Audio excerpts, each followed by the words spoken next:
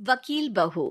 जनक पेशे से एक बहुत अच्छी वकील थी, लेकिन कहते हैं ना, बहू कितनी भी बड़ी तोप क्यों ना हो, सास के सामने तो भीगी बिल्ली ही होती है। अरे जनक, क्या बात है? आज रोटी नहीं मिली अभी तक।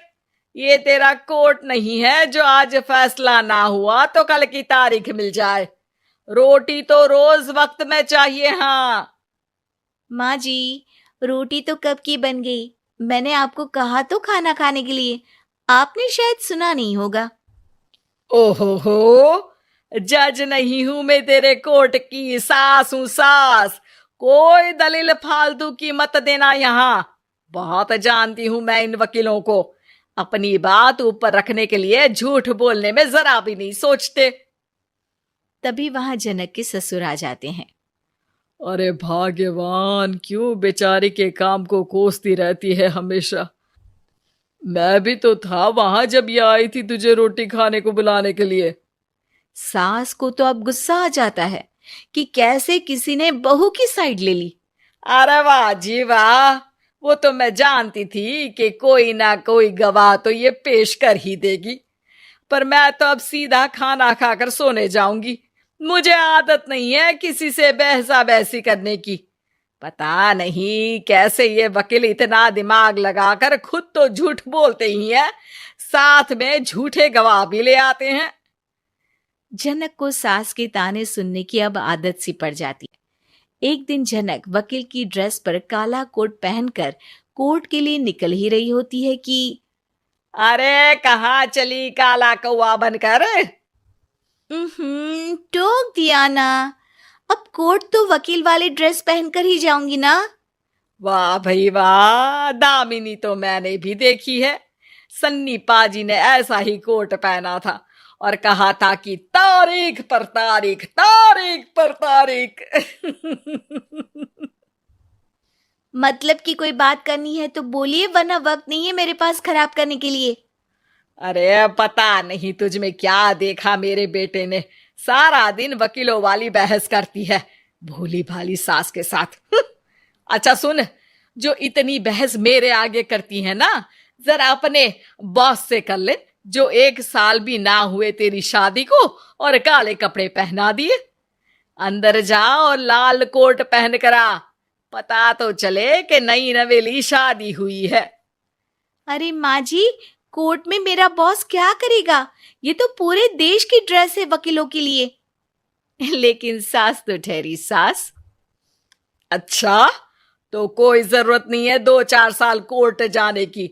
शादी थोड़ी पुरानी हो जाए तब इजाजत दे दूंगी मैं तुझे काले कपड़े पहनने की। अब क्या था, मन मारकर जनक को लाल रंग का कोट पहनकर कोर्ट जाना पड़ता है। उसके जाने के बाद आहा, बढ़िया, ये पूरे देश की ड्रेस की बात करने वाली। अरे पहना दिया ना लाल कोट। अब सास आए दिन या तो जनक को उसके काम का ताना देती या फिर उसका काम छुड़वा देने की धमकी। तंग आकर एक दिन जनक पति से कहती है, मैं सोच रही हूँ कि कोर्ट जाना बंद ही कर दूं। अरे क्यों यार, इतना अच्छा करियर है, क्यों छोड़ने की सोच रही हो?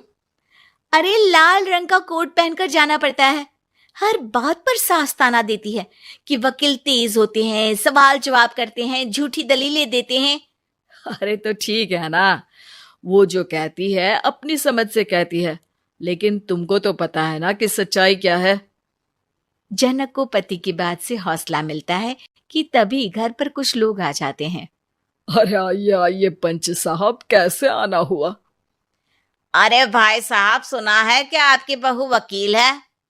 तभी वहां सास आ जाती है। हाँ है तो, लेकिन क्या हुआ? फिर कहीं बहस कराई क्या? अरे हम तो खुद दुखी है उसके व्यवहार से। अरे भाभी जी, आपको तो पूरा मोहल्ला जानता है कि आप कितना बोलती है। फिर हम यहाँ बहू रानी की कोई शिकायत नहीं, बल्कि अपनी परेशानी लेकर आए हैं। ससुर जी खुश हो जाते हैं। हाँ हाँ, मैं भी बहू को बुलाता हूँ। जनक वहां आती है, सबको नमस्ते करके बैठ जाती है। बहू रानी, हमारे गांव में बड़ी मुसीबत आ गई है।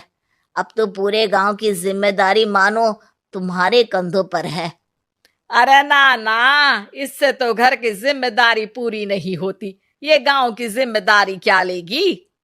भाभी जी आप चुप हो जाओ, यहाँ पढ़े लिखे लोगों की बात हो रही है।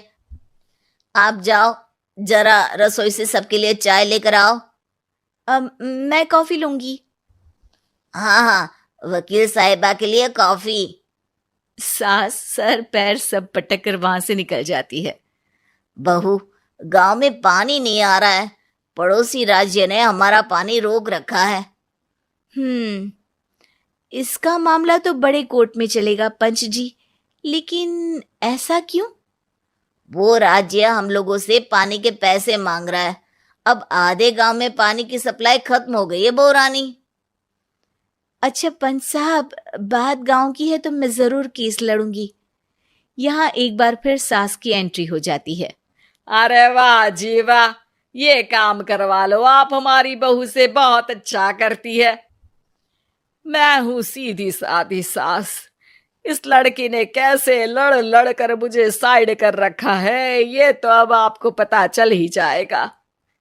अरे भाभी जी, आपकी आवाज तो पूरे गांव को सुनाई पड़ती है जब आप बहू रानी को सुंदर वचन सुना रही होती हैं। अरे वकील बहू मिली है, फक्र करो फक्र। हाँ जी हाँ, सारी फकर तो हम लोग ही करें।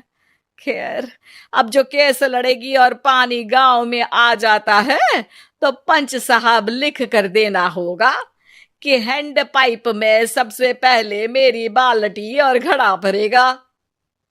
अरे फिर तो हम बहू रानी के नाम पर घर पर ही सप्लाई दे देंगे, लेकिन ये इतना आसान नहीं है। बहू, गांव के पास अभी वकील करने की भी पैसे नहीं है तो। अरे पंच साहब, ये मेरे गांव का मामला है, मैं आपसे एक भी पैसा नहीं लूंगी। सास को बहू की बात पर गुस्सा आ जाता है, लेकिन सबके जाने के बाद झनक मन लगाकर गांव की परेशानियों को दूर करने में लग जाती है। और वो दिन भी आता है कि झनक केस जीत जाती है। अरे आज तो प्लम्बर आकर घर तक पाइप लगा गया है। खुश हो जाओ, मेरे कारण तुम लोगों को घर के अंदर ही पानी मिल जाएगा।